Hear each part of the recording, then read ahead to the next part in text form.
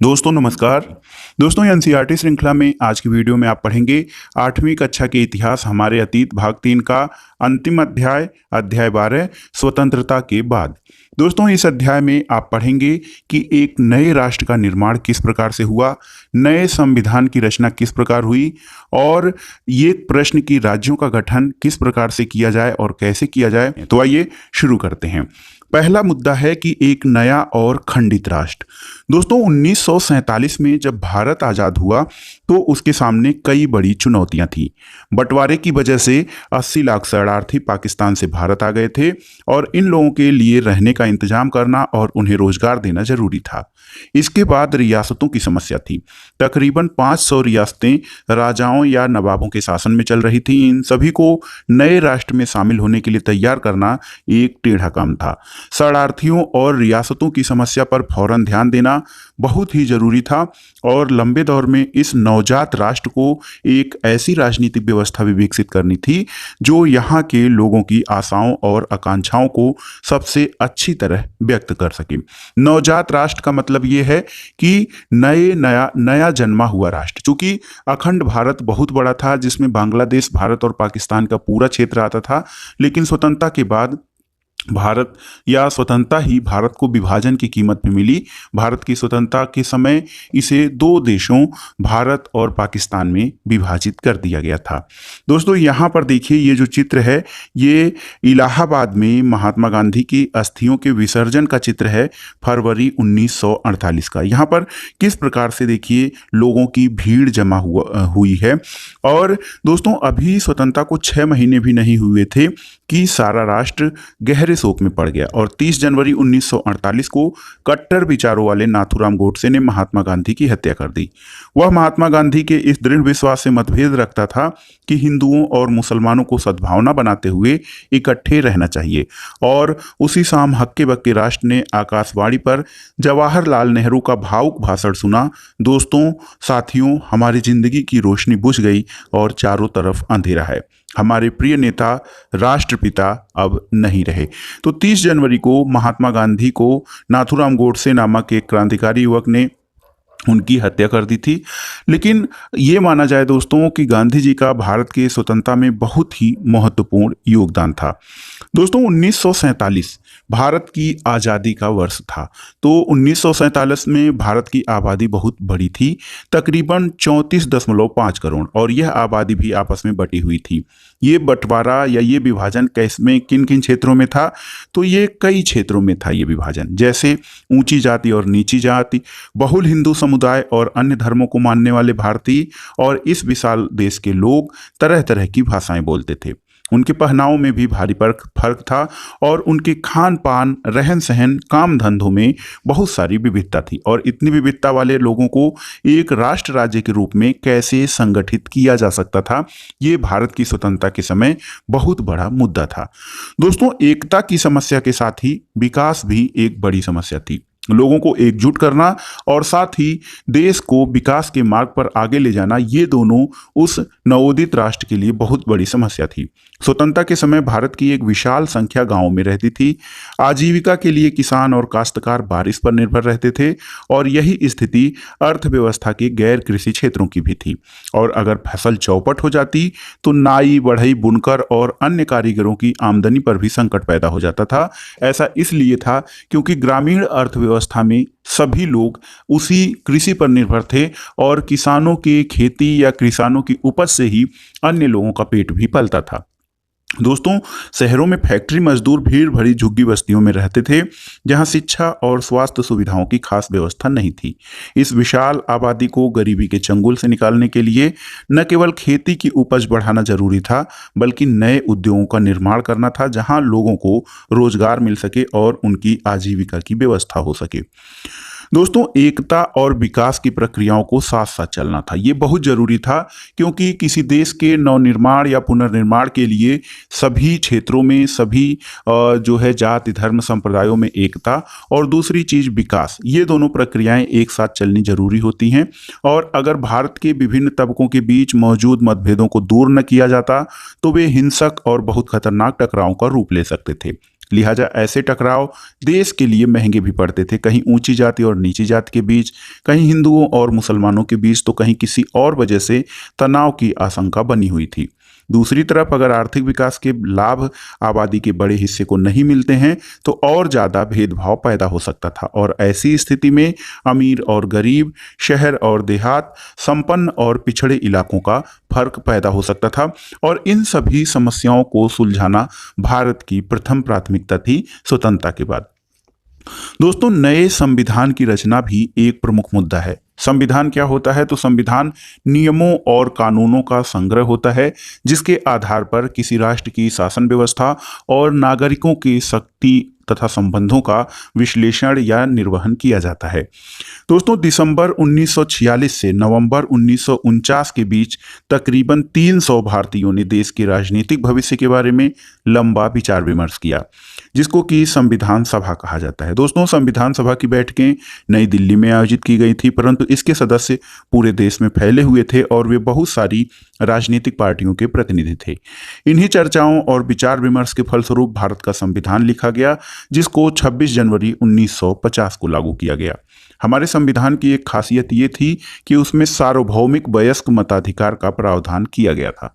सार्वभौमिक वयस्क मताधिकार की व्यवस्था ये है कि एक निश्चित आयु सीमा के बाद सभी वयस्क नागरिकों को वोट देने या मत देने का अधिकार। इसका मतलब ये था कि 21 साल से ज़्यादा उम्र के सभी भारतीयों को प्रांतीय और राष्ट्रीय चुनाव में वोट देने का अधिकार था, और यह तत्कालीन भारत के लिए एक क्रांतिकारी कदम था, और इससे पहले कभी भी भारतीयों को खुद अपने नेता चुनने का अधिकार नहीं मिला था। ब्रिटेन और अमेरिका जैसे अन्य देशों की जनता को यह अधिकार टुकड़े टुकड़े में मिला था। टुकड़े टुकड़े में इसलिए क्योंकि वहां सबसे पहले संपन्न पुरुषों को वोट देने का अधिकार मिला। संपन्न पुरुष यानी जो लोग धनी थे। इसके बाद शिक्षित पुरुषों को मताधिकार दिया गया। मजदूर पुरुषों को काफी लंबे संघर्ष के बाद यह अधिकार मिला, और महिलाओं को सबसे अंत में मताधिकार दिया गया, और वह भी बहुत लंबे संघर्ष के बाद। लेकिन इसके विपरीत देखा जाए तो भारत में वयस्क मताधिकार की व्यवस्था एक क्रांतिकारी व्यवस्था थी, क्योंकि भारत में आज़ादी के कुछ ही समय बाद ये फैसला ले लिया गया कि देश के सभी स्त्री पुरुषों को मताधिकार या मत देने का, वोट देने का अधिकार दिया जाएगा, भले ही वो अमीर हों, गरीब हों, पढ़े हों या अनपढ़ हों, किसी भी जाति, धर्म, समुदाय से आते हों। दूसरा, संविधान की दूसरी विशेषता ये थी कि उसमें तमाम जातियों, धर्मों और किसी तरह की खास पृष्ठभूमि से संबंध रखने वाले सभी नागरिकों को कानून की नज़र में समान माना गया। समानता की ये जो व्यवस्था थी भारतीय संविधान की महत्वपूर्ण विशेषता मानी जाती थी।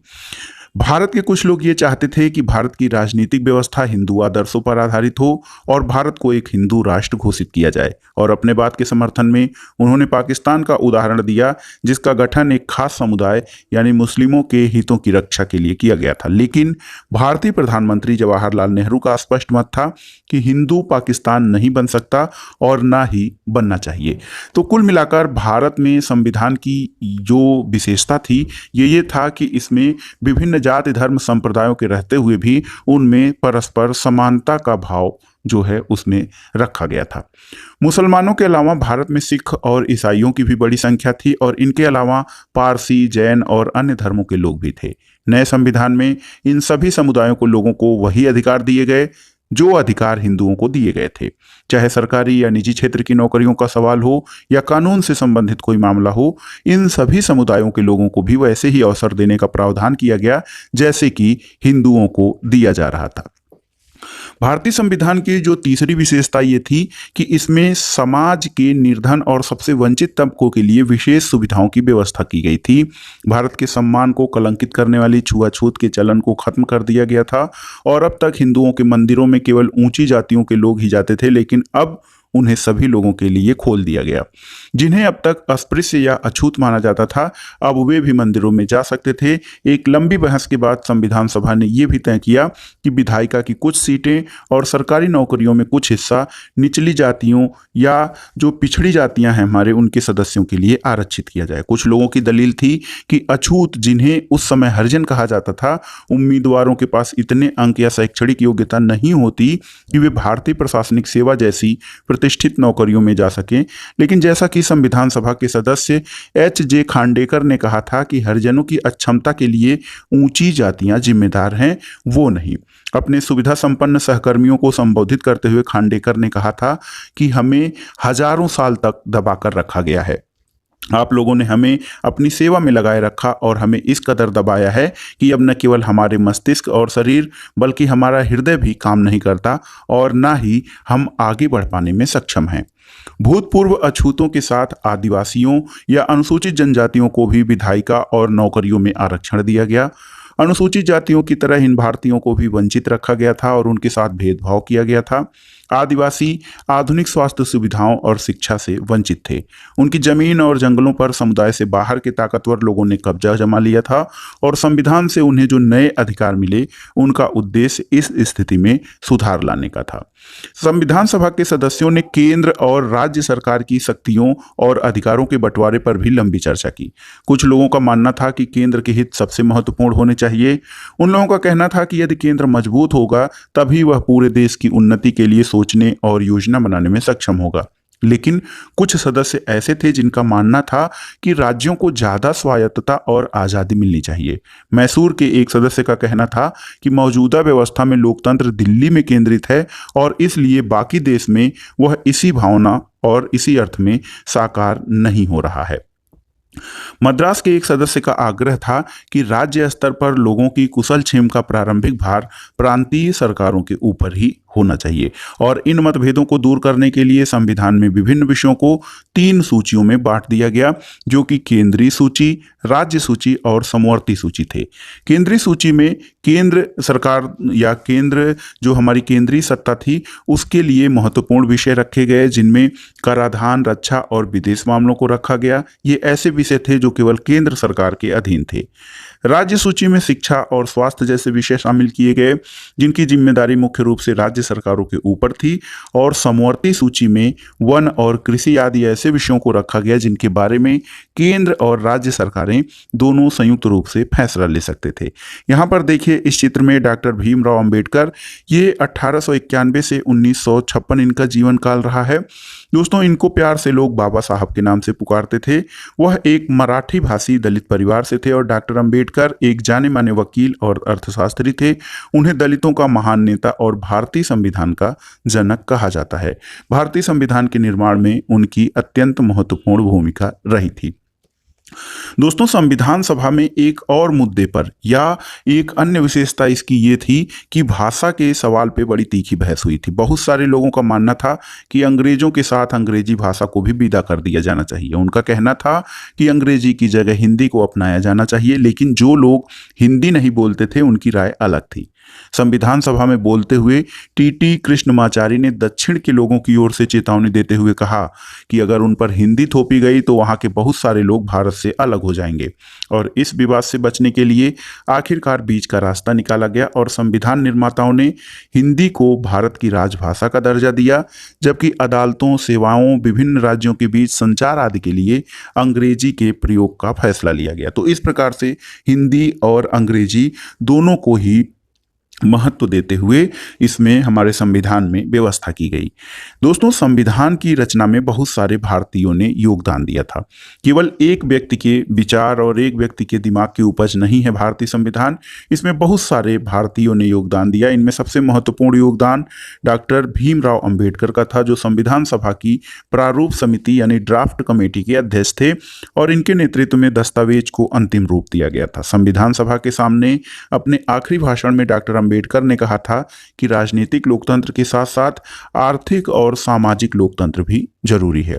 दोस्तों, राजनीतिक लोकतंत्र का अर्थ क्या होता है? तो राजनीतिक लोकतंत्र का अर्थ यह है कि राजनीति में सभी को समान रूप से भागीदारी का अवसर मिले, सभी को समान रूप से मत देने का अधिकार मिले। लेकिन यहाँ पर राजनीतिक लोकतंत्र ही केवल जरूरी नहीं है किसी देश के सर्वांगीण विकास के लिए, बल्कि आर्थिक लोकतंत्र यानी सभी व्यक्तियों को आय और आय की विषमता और न्यायपूर्ण वितरण पर उनको बल दिया जाना चाहिए। तथा सामाजिक लोकतंत्र वो है जिसमें कोई भी व्यक्ति के साथ, किसी भी व्यक्ति के साथ जाति, धर्म, भाषा, लिंग, संप्रदाय आदि के आधार पर कोई विभेद या बंटवारा न किया जाए।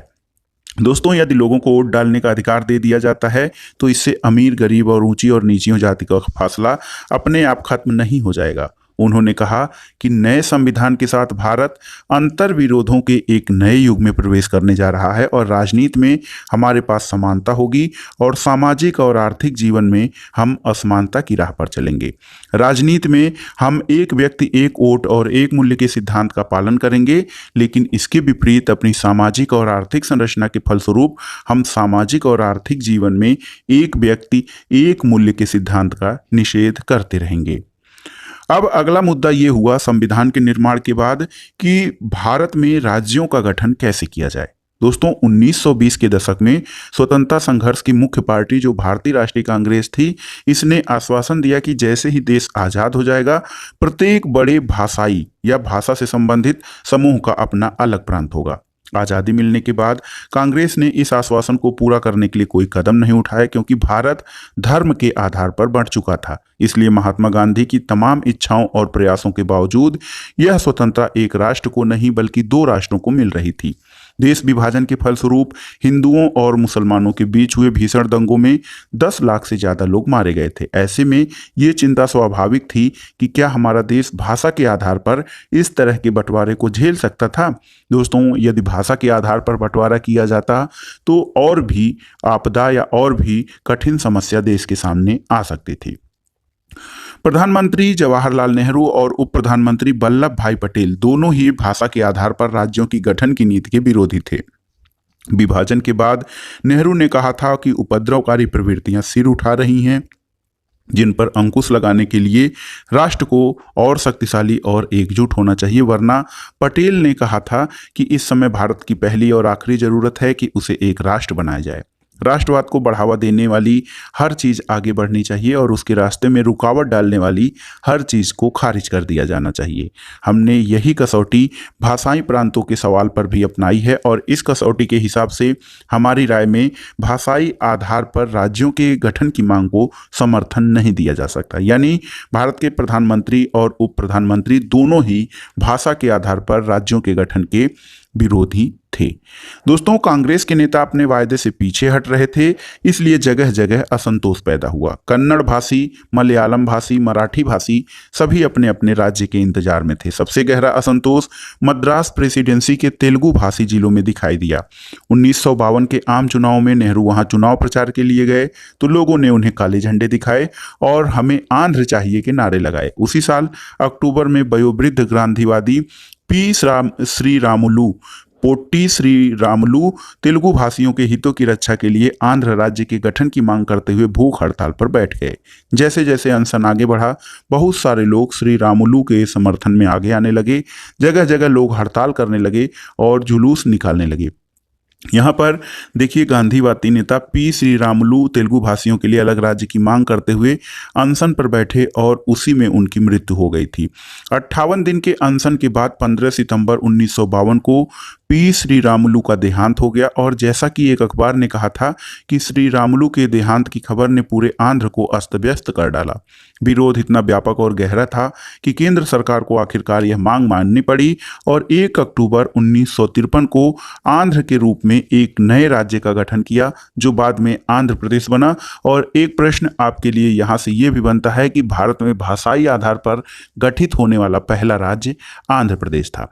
दोस्तों, आंध्र प्रदेश की स्थापना के बाद अन्य भाषाई समुदाय भी अपने आप को अलग राज्यों की मांग करने लगे।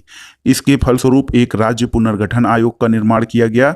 इसने 1956 में अपनी रिपोर्ट सरकार को दी। आयोग ने सुझाव दिया कि असमिया, बंगला, उड़िया, तमिल, मलयालम, कन्नड़ और तेलुगु भाषियों के लिए अलग अलग प्रांतों का गठन करने के उद्देश्य से जिले और प्रांतों की सीमा को पुनः तय किया जाए।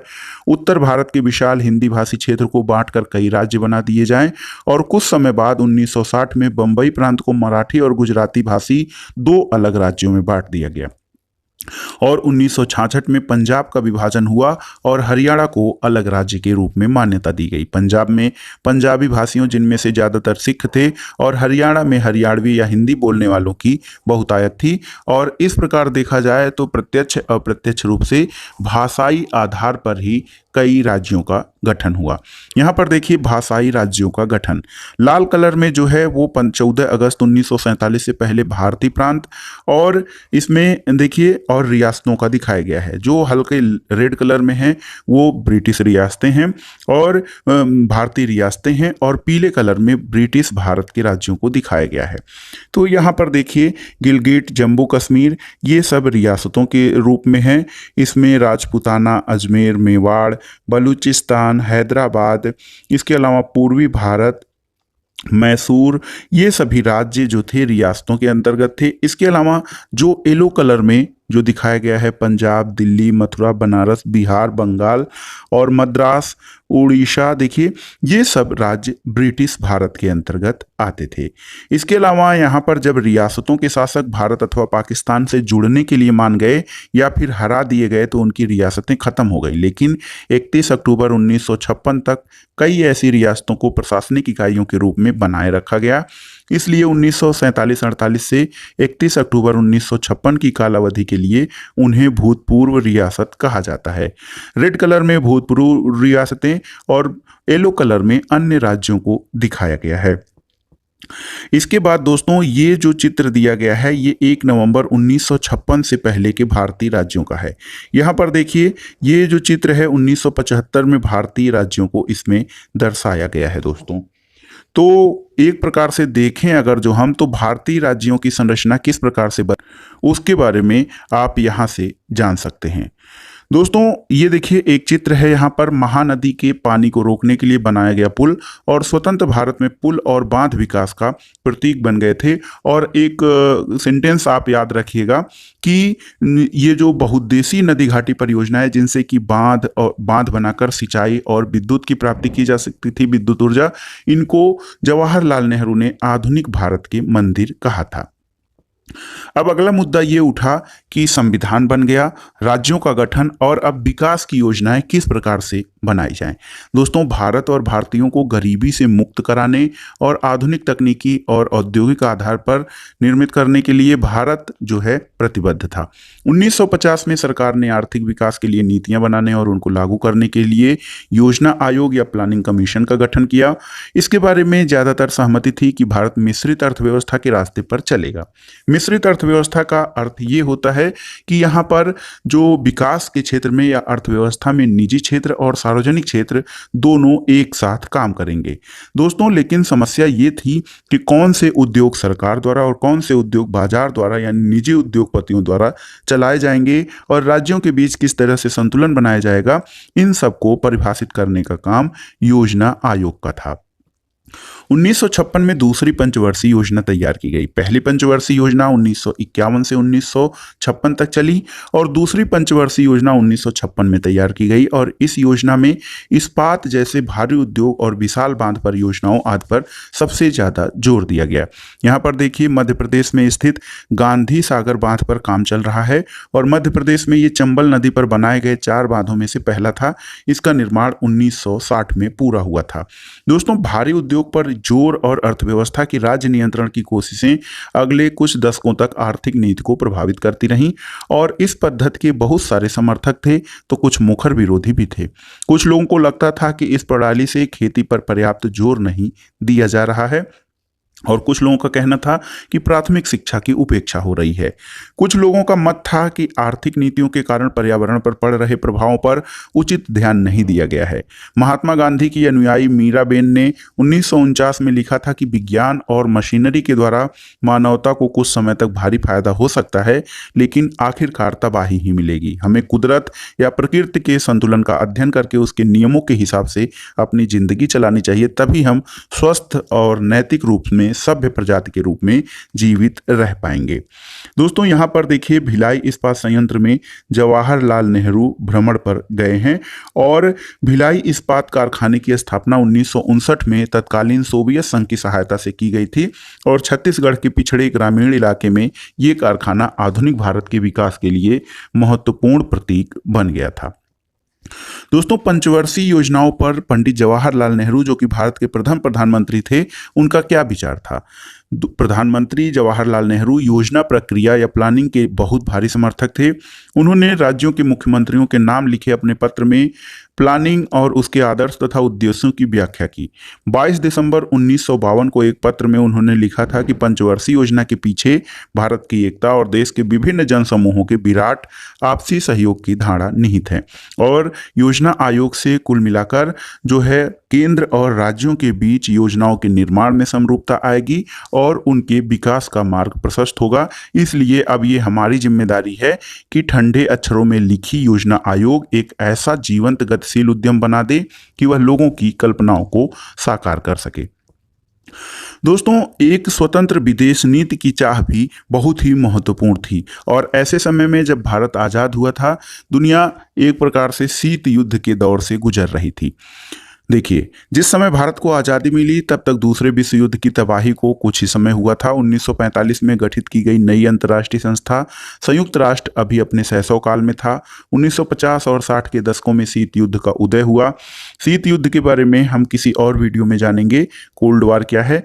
दोस्तों शक्तिशाली देशों के बीच प्रतिद्वंद्विता पैदा हो गई और अमेरिका और सोवियत संघ के बीच वैचारिक टकराव गहरे रूप में और भी गहरे होते गए। दोनों देश अपने अपने समर्थक देशों को मिलाकर सैनिक गठबंधन बना लिए और यही वह समय था जब औपनिवेशिक साम्राज्य ध्वस्त हो रहे थे और बहुत सारे देश स्वतंत्रता प्राप्त कर रहे थे।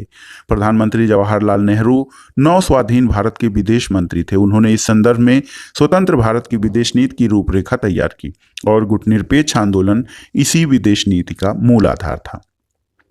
दोस्तों मिस्र, यूगोस्लाविया, इंडोनेशिया, घाना और भारत के राजनेताओं के नेतृत्व में गुटनिरपेक्ष आंदोलन यानी नॉन अलाइनमेंट मूवमेंट दुनिया के देशों से आह्वान किया गया कि वे इन मुख्य सैनिक गठबंधनों में शामिल न हो। लेकिन गठबंधनों से दूर रहने की इस नीति का मतलब अलग थलग या तटस्थ रहना नहीं था। अलग थलग रहने का मतलब था कि विभिन्न देश अंतर्राष्ट्रीय मामलों से दूर रहें, जबकि भारत ने गुटनिरपेक्षता की नीति ये अपनाई कि गुटनिरपेक्ष देश अमेरिका और सोवियत गठबंधनों के बीच सुलह सफाई में अहम भूमिका निभाएंगे। इन देशों ने युद्ध को टालने के प्रयास किए और अक्सर युद्ध के खिलाफ मानवतावादी और नैतिक रवैया अपनाया, लेकिन विभिन्न कारणों से भारत सहित बहुत सारे गुटनिरपेक्ष देशों को युद्ध का सामना भी करना पड़ा। 1970 के दशक तक बहुत सारे देश गुटनिरपेक्ष आंदोलन के सदस्य बन गए थे। दोस्तों गुटनिरपेक्ष आंदोलन के संबंध में देखिए यहाँ पर बांडुंग में इंडोनेशिया में एशिया और अफ्रीका के नेताओं की 1955 में बैठक हुई थी और इस सम्मेलन में 29 से ज़्यादा नए स्वाधीन राष्ट्रों के प्रतिनिधियों ने इस बात पर चर्चा की कि अफ्रीका और एशिया के देश उपनिवेशवाद और पश्चिमी प्रभुत्व के विरुद्ध अपने प्रयास किस तरह जारी रख सकते हैं। अब स्वतंत्रता के बाद जो संविधान, राज्यों का गठन और विकास की प्रक्रिया चली, उसके बाद हम अंत में विश्लेषण करेंगे कि स्वतंत्रता के बाद राष्ट्र के 60 वर्षों के बाद दोस्तों 15 अगस्त जो है 2007 को इसमें इस पुस्तक में 2007 का आंकड़ा दिया गया है। एक स्वतंत्र राष्ट्र के रूप में हमने अपनी 60वीं वर्षगांठ मनाई थी, लेकिन अब 70 वर्ष से भी अधिक हो चुके हैं स्वतंत्रता के और इस दौरान हमारे देश का प्रदर्शन कैसा रहा, संविधान में तय किए गए आदर्शों को हमने किस हद तक प्राप्त किया और कब तक उनको साकार कर पाए। दोस्तों भारत अभी एक है और लोकतांत्रिक राह पर चल रहा है। यह गर्व करने लायक उपलब्धि है। बहुत सारे विदेशी प्रेक्षकों का मानना था कि भारत एक देश के रूप में ज़्यादा समय तक नहीं टिक पाएगा। उन्हें यह लगता था कि भारत का प्रत्येक क्षेत्र या भाषाई समूह अपने अलग राष्ट्र की मांग करेगा और उसके टुकड़े टुकड़े हो जाएंगे। यहीं पे कुछ विशेषज्ञों को लगता था कि भारत सैनिक शासन के कब्जे में आ जाएगा, लेकिन ये सारी आशंकाएं निर्मूल साबित हुई और आज़ादी से अब तक 14 आम चुनाव हो चुके हैं, 15 आम चुनाव हो चुके हैं और राज्यों और स्थानीय निकायों के लिए सैकड़ों चुनाव हो चुके हैं। हमारे यहाँ स्वतंत्र प्रेस है और स्वतंत्र न्यायपालिका है। इसके अलावा यहाँ के लोगों की भाषाई विविधता या धार्मिक विविधता भी राष्ट्रीय एकता की राह में रुकावट नहीं बन पाई है। दोस्तों दूसरी ओर ये भी सच है कि आज हमारे देश में गहरे मतभेद बने हुए हैं। जैसे संवैधानिक गारंटियों के बावजूद अस्पृश्य या अछूत समुदाय, जिन्हें अब दलित कहा जाता है, हिंसा और भेदभाव से जूझ रहे हैं। ग्रामीण भारत के बहुत सारे भागों में अभी भी जल स्रोत, मंदिर, मैदान और सार्वजनिक स्थानों का इस्तेमाल लोग नहीं कर पाते हैं। और संविधान में दिए गए धर्मनिरपेक्ष आदर्शों के बावजूद बहुत सारे राज्यों में विभिन्न धार्मिक समूहों के बीच कई बार टकराव भी हो चुके हैं। और सबसे परेशानी की बात यह है कि इस बीच अमीर और गरीब का फासला लगातार बढ़ता गया। यहाँ पर आप चित्र में देख सकते हैं कि बंबई की धारावी दुनिया की सबसे बड़ी झुग्गी बस्तियों में से एक है और इसके दूसरे सिरे पर आप गगनचुंबी इमारतें देख सकते हैं।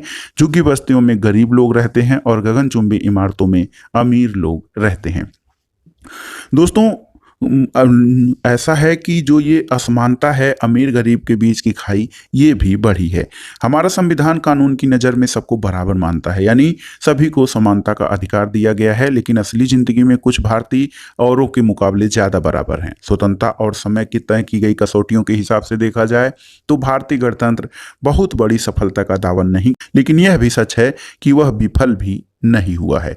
तो आज़ादी के बाद या स्वतंत्रता के बाद क्या स्थिति रही हमारे देश में, कैसी स्थितियां रहीं, इन सब को आपने इस अध्याय में जाना।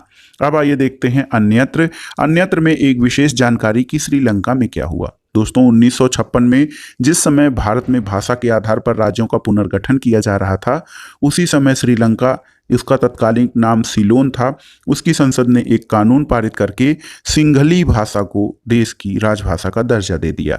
कानून के जरिए सिंघली भाषा सभी सरकारी स्कूल, कॉलेजों, सरकारी परीक्षाओं और अदालतों की भाषा बन गई।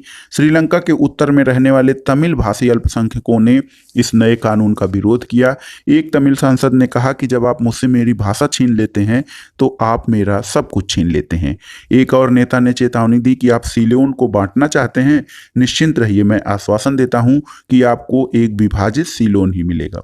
सिंघला भाषा एक विपक्षी सदस्य ने कहा था कि अगर सरकार अपना रुख नहीं बदलती और इस कानून पर अड़ी रहती है तो इस छोटे से देश में दो टूटे फूटे रक्त रंजित देश भी पैदा हो सकते हैं।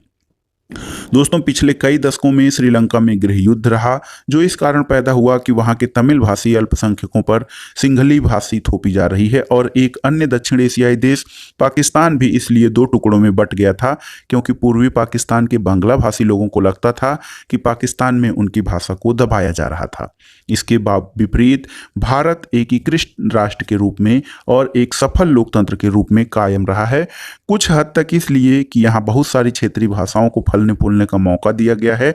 और अगर हिंदी को उसी तरह दक्षिणी भारत पर थोप दिया जाता जिस तरह पूर्वी पाकिस्तान पर उर्दू या उत्तरी श्रीलंका पर सिंहला भाषा को थोपा गया, तो शायद भारत भी गृह युद्ध में उलझकर बिखर जाता। पंडित जवाहरलाल नेहरू और सरदार पटेल की आशंकाओं को निर्मूल साबित करते हुए भाषाई राज्यों ने भारत की एकता के लिए कभी खतरा नहीं पैदा किया, बल्कि उन्होंने इस एकता को और गहराई दी है। इससे पता चलता है कि जब एक बार आप अपनी भाषा के दबने का भय खत्म हो जाता है तो विभिन्न भाषाई समूह एक विशाल राष्ट्र के अंग के रूप में सहज आगे बढ़ने लगते हैं। तो ये था आज का वीडियो।